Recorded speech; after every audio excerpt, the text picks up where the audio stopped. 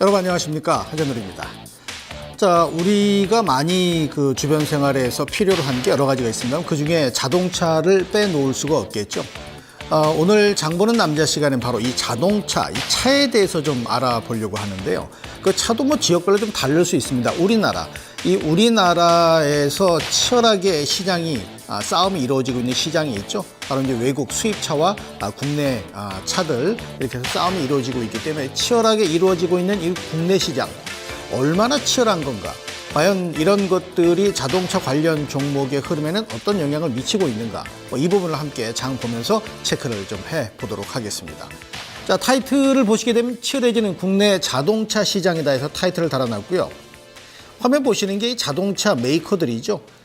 메이커들이라기보다는 자동차 이제 브랜드입니다. 상당히 많은데요. 언뜻 봐도 모르는 것도 있을 정도로 이렇게 많은 자동차들이 시장에 존재를 하고 있습니다. 우리 시장에도 다 들어와 있을 수 있는 그런 브랜드들의 자동차 모양새들을 갖고 있는 것들인데, 과연 이러한 많은 자동차들이 예전에는 사실 우리 시장의 국내 자동차, 현대차, 기아차, 예전에 쌍용차, 그다음에 또 아시아차도 있었고, 이렇게 여러 가지 차가 있었고, 사실 그 국내 시장에서는 애국심을 강조하면서 그게 또 먹혔던 시절도 있었습니다. 근데 지금 그런 부분하고는 거리감이 상당히 멀어져 있죠. 실속을 차리기 때문에 연비가 높다, 이러면은 그쪽으로 몰려가고, 가격이 싸다, 그럼 그쪽으로 몰려가죠. 이게 우리 차냐, 수입 차냐, 여기에 대해서 선은 일단 무너져 있는 것으로 봐야 되는 상황입니다. 자, 자동차를 보게 되면, 이거 지금 중국 거를 갖다 올려놨는데, 이게 진짜 무슨 주차장 같죠? 근데 차 이거 가는 거 찍은 거랍니다. 엄청납니다. 이렇게 차가 많죠. 이렇게 차가 많다는 건 중국 시장이 무진장 커지고 있다는 걸 의미하는 단면일 수도 있습니다. 그러니까 중국 시장을 공략 안 할 수가 없는 거죠. 자, 이게 왼쪽 게 세계 자동차 시장의 전체 판매 순입니다. 저기 5번째 보면 현대 기아차 섞어서 712만 대를 팔아서 5위를 기록하고 있고, 세계 주요 자동차 시장 판매 순위를 보면은 중국, 미국, 유럽 이렇게 나눠져 있죠. 자, 여기서 보게 되면 중국, 미국, 일본 쪽의 움직임을 봤을 때 중국 시장에서 베이징 현대가 4위를 기록하고 있습니다. 중국 시장 공략이 필요한 거 당연히 현실로 나타나고 있습니다만은, 미국 시장, 유럽 시장에는 현대차, 기아차 이런 거 없습니다. 이 아무래도 시장을 공략하면서 좀 분산되어 있는 게 아니라 집중력을 가지고 하는 그런 마케팅 전략일 수도 있겠습니다만, 일단 중국 시장에서 현대차, 기아차가 커지고 있다면 앞으로도 중국 시장에서 다른 업체들보다도 그 안정감을 유지하지 못하면은 현대차, 기아차가 커질 수 있는 근간이 좀 약해질 수 있다는 것으로 이해를 해야 되겠죠. 자, 이 자동차가 사실 매번 성장하는 건 아니에요. 매년 성장하는 건 아니고, 성장을 하다가 꼭 브레이크 걸리는 것이 글로벌 시장의 걸림돌, 악재가 돌출될 때는 자동차 시장도 맥없이 약세를 보이는데, 크게 4개를 보면 70년 초반에 1차 석유 파동, 그 뒤에 2차 석유 파동이 있었죠. 이때 자동차 시장 그대로 다 내려앉았고요. 또 우리 국내적으로는 별로 안 좋은 얘기들이 있을 때 그런 게 나오는데, 사실 이게 중요합니다. 금융위기. 금융위기가 생겼을 때는 전체 시장, 우리나라뿐 아니라 전 글로벌 자동차 시장이 크게 문제가 불거졌고, 미국 자동차 회사들이 타격이 이만저만 아니었죠. 그 디트로이트라는 도시 자체가 문제가 생길 정도였기 때문에, 자, 그런 상황에서 현대차, 기아차가 아주 공격적인 마케팅으로 시장을 끌어올렸었죠, 점유율을. 근데 점유율이 다시 밑으로 내려서는 모습을 보이고 있는 거, 이거 미국 시장에서 좀 현대 기아차가 다시 분발하기 위한 수치로서는 항시 체크를 해볼 필요가 있는 부분인데요. 전 세계 시장에서 미국 시장을 다들 잠식하고 들어가려고 길을 쓰는 이유가 있습니다. 미국 시장이 중국이나 저 밑에 인도의 이 시장의 흐름하고 비교해서는 엄청난 시장이거든요. 물론 앞으로는 인도 시장이 중국 시장만큼 커질 수가 있겠죠. 하지만 시간이 많이 걸릴 겁니다. 경제 발전이 일단 돼야지 자동차를 사든지 말든지 하겠죠. 그러니까 그런 상황이 가기까지는 이 미국 시장에 대한 시장 공격적, 또 마케팅도 마찬가지지만은 어떤 수를 써서라도 시장을 유지하려고 하는 그런 것들이 글로벌 시장 자동차 업계들의 타켓이 되고 있는 부분이다라고 보실 수 있겠고요. 근데 이게 이제 인도 거를 조금 자세하게 정리를 해봤는데요. 인도 시장은 승용차 쪽이 불과 15%밖에 안 돼요, 현재. 그러면 나머지는 뭐냐면 이륜차, 뭐 이륜차로만 이제 자동차가 돼 있는 부분이니까 이륜차가 대체되겠죠. 자동차로. 그러니까 상당히 무궁무진한 성장 가능성이 분명히 존재를 하고 있다는 거예요. 그러니까 이 시장에 공략을 하기 위해서 뭐 당장 들어가서 미리 있어 봐야 차도 안 팔리는 소용없잖아요. 그러니까 중국은 차를 계속해서 사니까 그 사는 수요가 존재하니까 공장을 또 짓고 또 짓고 또 짓고 하는 건데 아직 인도 쪽으로 그런 부분이 안 나타나죠. 하지만 궁극적으로는 인도 시장을 누가 점령을 하느냐, 자동차 회사 중에서. 여기에 따라서 아마 글로벌 메이커들의 순위도 바뀌지 않을까 싶은 모습이라서 향후는 주목해야 될 포인트고요.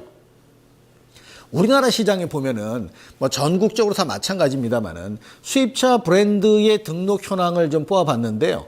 뭐 흔히 아는 BMW나 벤츠, 폭스바겐 이런 유럽차들이 상위에 다 랭킹이 돼 있는데 전국에 걸쳐서 다 분산이 돼 있죠. 그만큼 예전 같으면은 뭐 서울, 경기, 부산 뭐 이렇게 좀 집중이 돼 있었다면 이제는 그게 전국적으로 다 확산될 만큼 이 수입차에 대한 수요가 증가되고 있다는 것을 확인시켜주는 도표로 볼 수가 있는데요.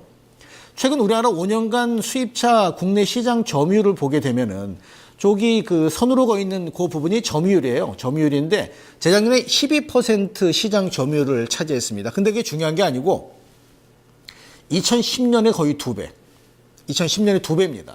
그러면은 대략 한 3년밖에 안 지났는데 시장 점유율이 2배다.